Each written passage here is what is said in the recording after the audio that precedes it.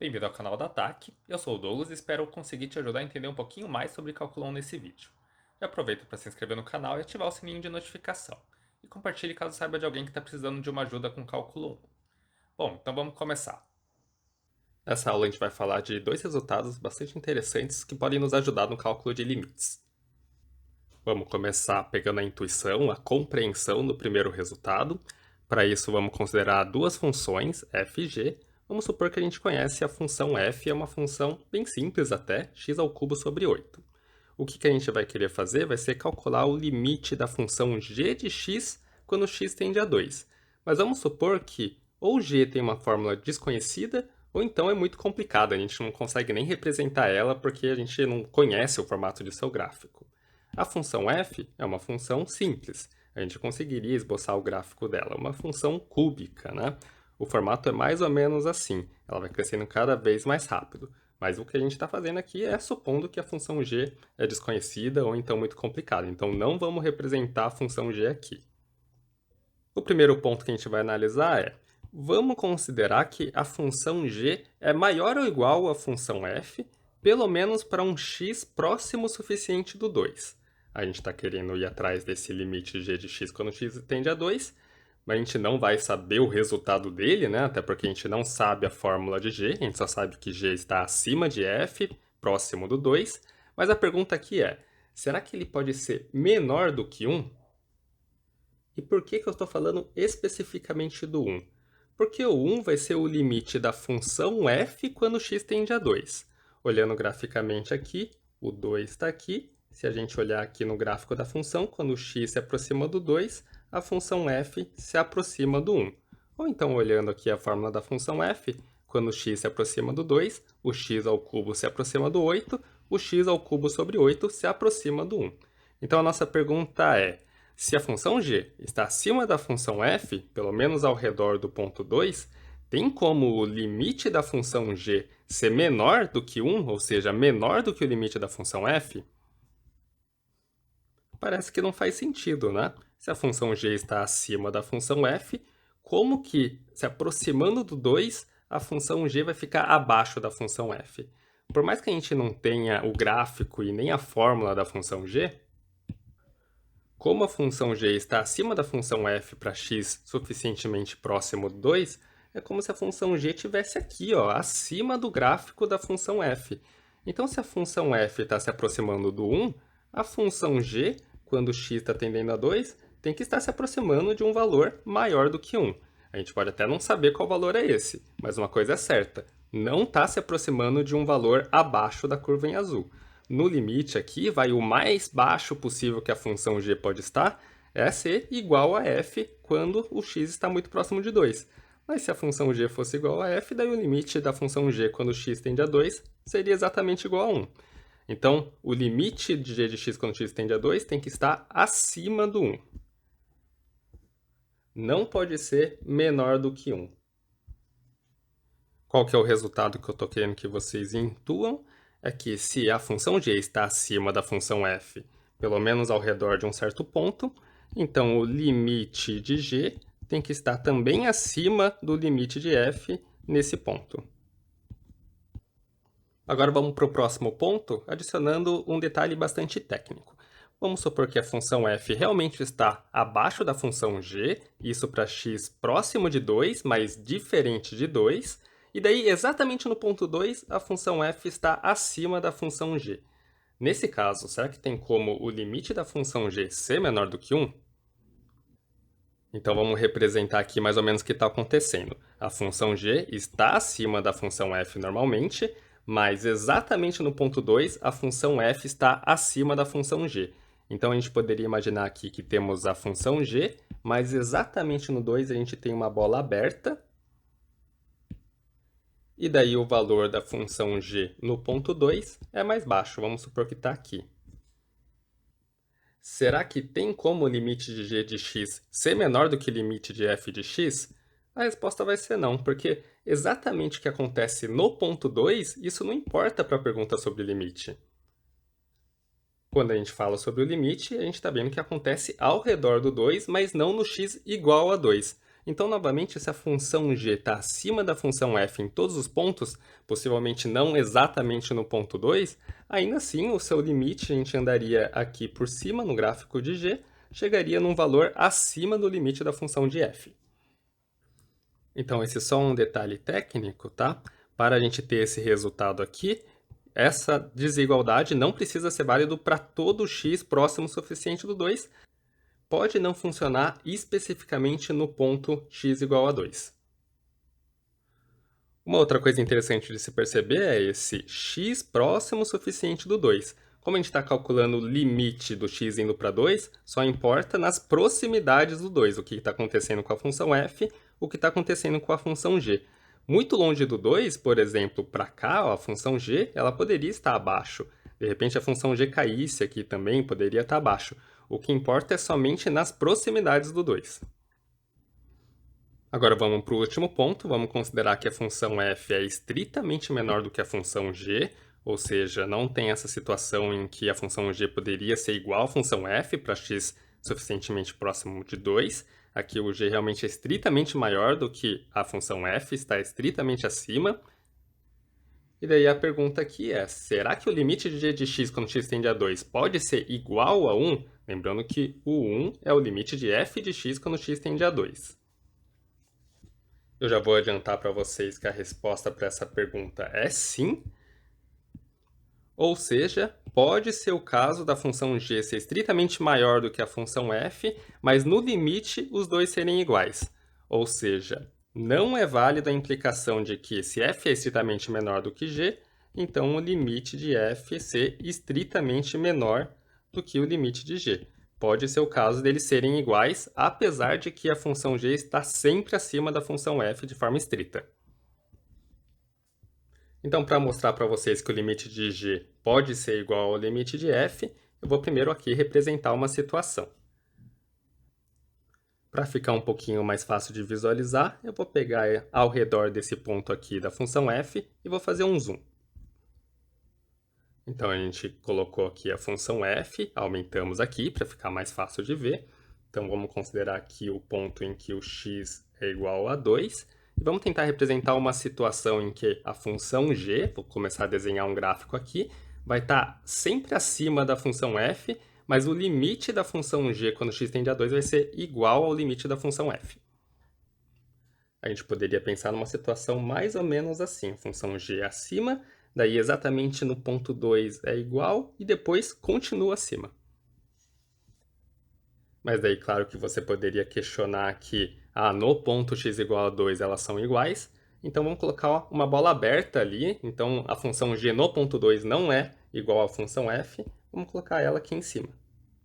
Então o que está acontecendo aqui? A função g sempre acima da função f, ela meio que tocaria aqui na função f, mas bem nesse ponto aqui, a função g não é igual à função f, ela sobe aqui. E daí, nessa situação, ao fazer o x se aproximar do 2 aqui na função g, a gente bate nesse valor, que é o limite da função f quando x se aproxima de 2.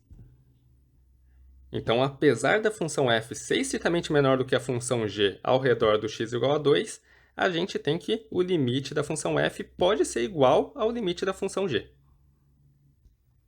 Só para ficar bem claro, eu vou mostrar uma fórmula possível para a função g em que isso aqui acontece, a função g acima da função f, mas o limite da função g igual ao limite da função f. Vamos considerar a função g como se fosse x ao cubo sobre 8 mais módulo de x menos 2. Ou seja, isso aqui, a função f, sempre está somando alguma coisa positiva. Quando x tende a 2, isso aqui tende a 1, isso aqui tende a 0, né? Porque x está tendendo a 2, então aqui está tendendo a 0. Isso quer dizer que a função g estaria tendendo ao mesmo valor do que está tendendo a função f. Mas aí, claro que você poderia reclamar, porque no x igual a 2, a função g seria igual à função f. Então, a gente poderia corrigir um pouquinho essa fórmula para a função g. Vamos colocar que essa é a fórmula para x diferente de 2, mas quando x é exatamente igual a 2, a função g é maior. Por exemplo, ela é igual a 3. Então, fechamos aqui uma possível fórmula para g de x. quando x tende a 2, x não é igual a 2. Então, a gente tem que ver essa fórmula daqui. E fazendo o x ir para 2 a partir dessa fórmula, aqui zera, e isso aqui tende a 1. Exatamente o mesmo limite da função f.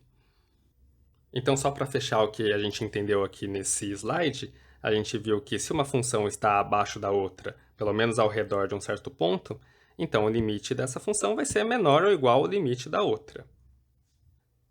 Pode ser o caso dessa desigualdade não valer exatamente em cima do ponto, mas isso não vai fazer muita diferença. E uma coisa que tem que tomar cuidado é que, mesmo se for um menor estrito, no limite ainda tem a chance de ser igual. Agora vamos ver o que pode estar acontecendo quando x está indo para mais ou menos infinito. Novamente vamos considerar as funções f e g, a função f, a mesma fórmula do slide anterior, x² sobre 8, e daí agora a gente vai atrás do limite de g de x quando x está indo para mais ou menos infinito. Novamente a gente vai supor que g ou tem uma fórmula desconhecida, ou então é muito complicado para a gente calcular o limite diretamente através da função g. E é por isso que é interessante calcular o limite de g através do limite da função f. A primeira situação que vamos analisar é aqui, ó. Vamos supor que a função f está abaixo da função g, pelo menos para x grande o suficiente. Nesse caso, quanto que vai ser o limite de g de x quando x tende a infinito? Bom, se o x está tendendo a infinito, ele é muito grande. Para x muito grande, a função g está acima da função f. Então, se a gente fosse desenhar aqui a função g, eu não sei exatamente o formato dela, mas eu sei que ela está acima da função f. Se a função f está tendendo a infinito, que é o caso aqui dessa função, a g que está acima da função f tem que estar tendendo a infinito também. É essa a conclusão que a gente chega. Mesmo sem saber o formato exato da função g, sabendo que g está acima de f, sabemos que o limite de g tem que ser infinito também. Note que essa desigualdade aqui, para a gente chegar nessa conclusão, não precisa ser válido para todo x. Poderia ser o caso, por exemplo, da função g chegar a ser negativa, chegar a ser abaixo da função f para alguns valores de x.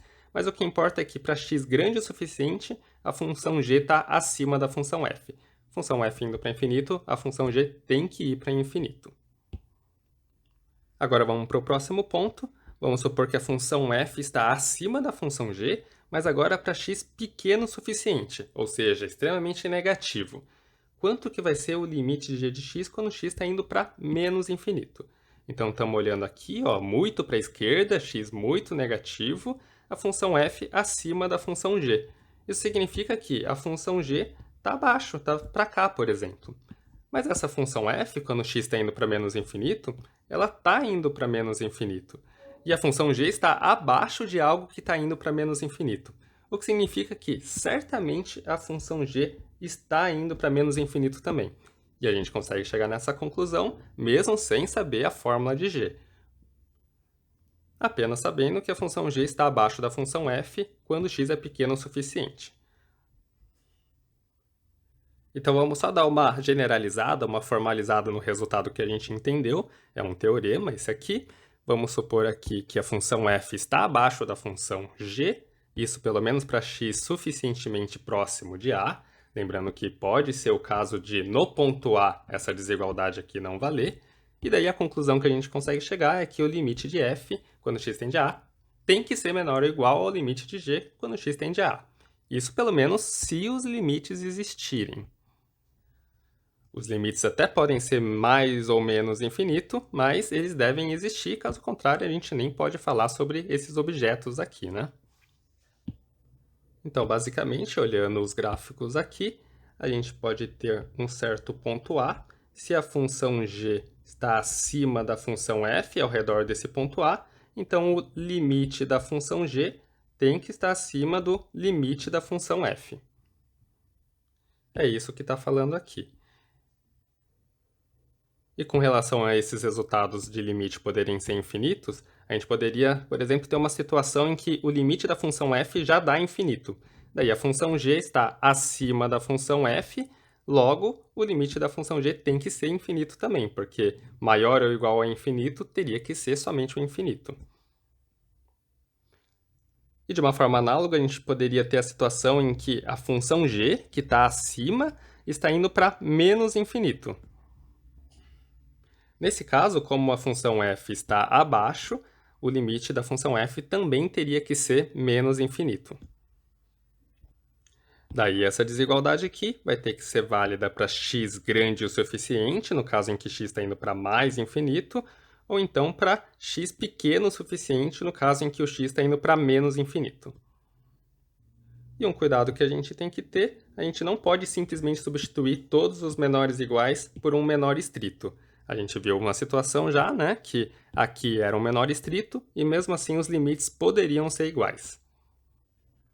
Uma situação mais simples seria considerar esse contra-exemplo aqui, ó. A função f menos 1 sobre x, a função g mais 1 sobre x.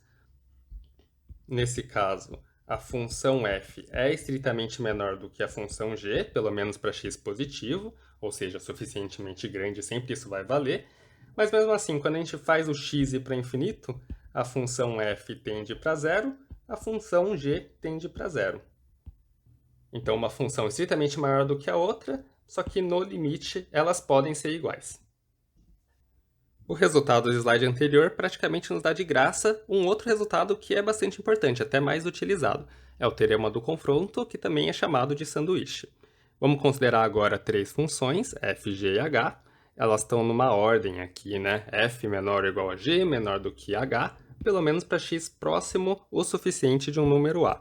Novamente, como a gente vai falar de limite, possivelmente isso poderia não ser válido exatamente no ponto A.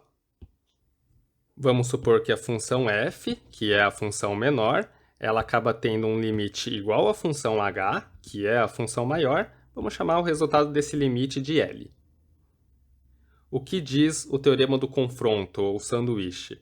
Bom, se a gente tem uma função aqui entre duas funções que estão convergindo para o mesmo valor, ou seja, o valor dos limites delas é o mesmo, então essa função g intermediária entre as duas também precisa convergir para o mesmo valor. É o que está escrito aqui. A conclusão é que o limite de g de x tem que ser igual a L também. Então vamos ver aqui o que está acontecendo. A função h está acima das outras funções, a função f está acima das outras funções.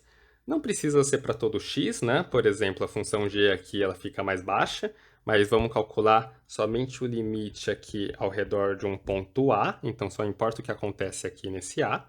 A função h aqui está se aproximando de um certo ponto, um valor L. A função f também está se aproximando desse mesmo L, então a função g, que está entre as duas, certamente está se aproximando também desse valor L. É praticamente aplicar duas vezes o teorema anterior. Olha só, função g maior ou igual a função f. Então, o limite de g tem que ser maior ou igual ao limite de f, que é L. Por outro lado, a função g é menor ou igual a h. Então, o limite de g tem que ser menor ou igual ao limite de h, que é igual a L. Então, o limite de g tem que estar entre L e L. Logo, o limite de g de x tem que ser igual a L. Uma coisa um pouquinho mais forte do que aplicar duas vezes o resultado anterior é que aqui a gente tem a garantia da existência do limite de g, se por acaso existem esses limites f, h e dão o mesmo valor. Se você relembrar do teorema do resultado anterior, ele fala assim: se os limites existem, então o limite de f é menor ou igual ao limite de g. Aqui a gente tem uma garantia. Se essas condições estão satisfeitas, ou seja, limite das duas extremas dando a mesma coisa, certamente o limite da do meio tem que existir e vai ser o mesmo valor.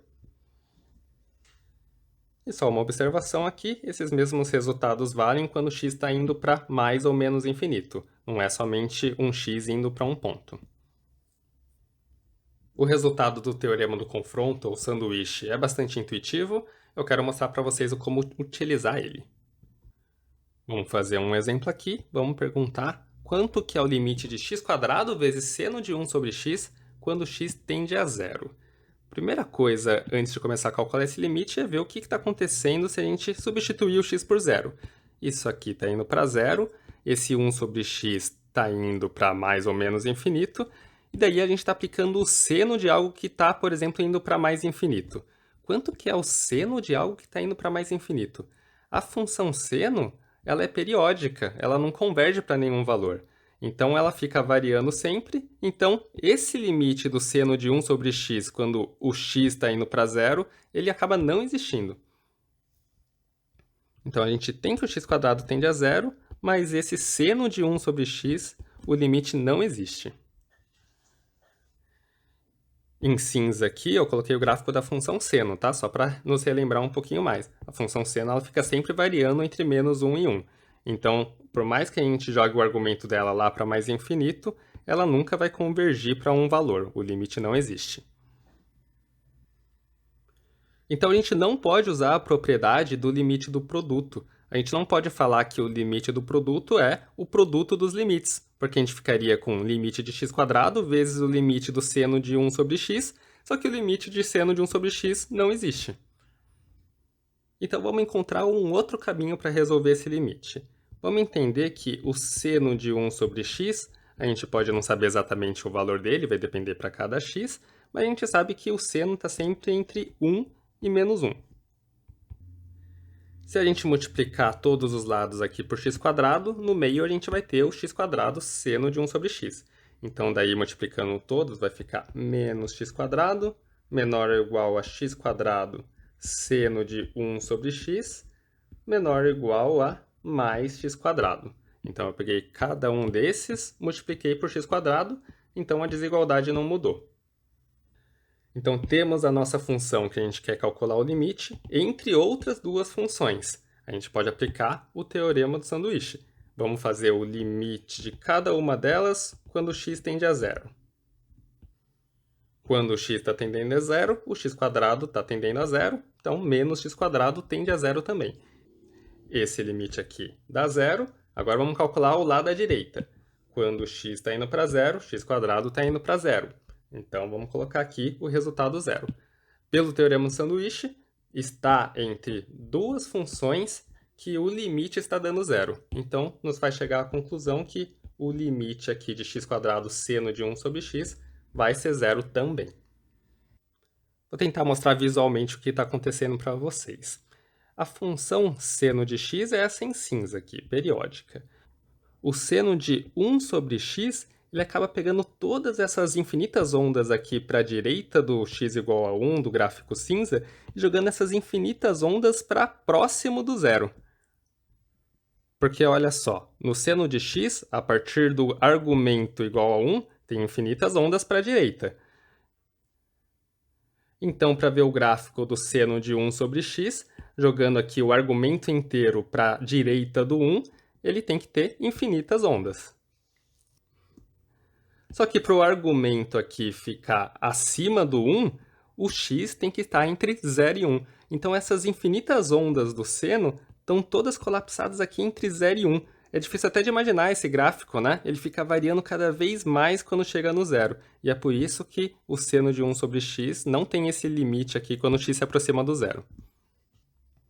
Agora, o que acontece com o gráfico do seno de 1 sobre x quando a gente multiplica pelo x²? Aqui eu estou representando o x², aqui eu estou representando o menos x². O seno de 1 sobre x ele varia bastante, aqui em torno do zero pelo menos, mas ele está sempre entre menos 1 e 1. Então a gente está sempre pegando o x² e multiplicando por um número entre menos 1 e 1. Ou seja, a gente nunca está multiplicando por algo maior do que 1. A partir do gráfico de x², a gente nunca fica acima dele. E a partir do menos x², a gente nunca vai ficar abaixo dele. Ao multiplicar por um número entre menos 1 e 1, o que a gente está fazendo é diminuindo o número em módulo. Então, o gráfico de x² seno de 1 sobre x está sempre entre esses dois gráficos. Então, ele pode ficar variando bastante, mas ele fica variando cada vez com uma amplitude menor. E é por isso que quando x tende a zero, ele tem que tender a zero também. Note que no final das contas, o passo a passo analítico é só esse aqui. Os desenhos estão só para entender um pouquinho melhor o que está acontecendo. O teorema do confronto acaba sendo bastante interessante quando tem uma parte da função que está limitada entre dois valores. Aqui no caso é um seno, então está sempre limitado entre menos 1 e 1. O que faz com que a função como um todo também fique limitada entre duas funções. Obrigado por ter acompanhado o vídeo até aqui. Se por acaso ele te ajudou, não se esqueça de dar seu like e se inscrever no canal. E sabia que tem nosso curso de cálculo 1 completo na plataforma Ataque? O link está na descrição se você quiser dar uma olhadinha. Lá você encontra o curso estruturado, além de mais exercícios resolvidos e tudo de forma gratuita.